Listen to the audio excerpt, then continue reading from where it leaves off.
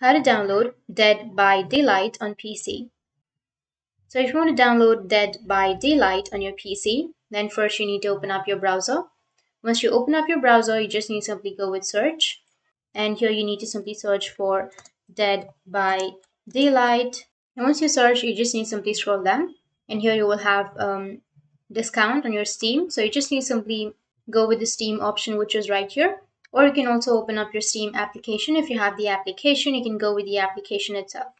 So just click on the Steam option and you need to scroll down, go with view page. And after that, here you will have the game. So you can simply watch a few videos. And if you scroll down, then here you will have an option of add to cart. So you just need to simply click on add to cart and go with view my cart. And here you need to select the game that you would like to download and go with continue to payment, which is on the right side.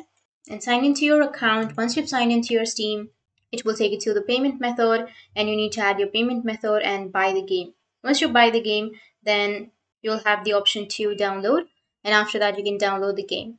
So that's it, and if you have any questions, feel free to comment below. Thanks for watching.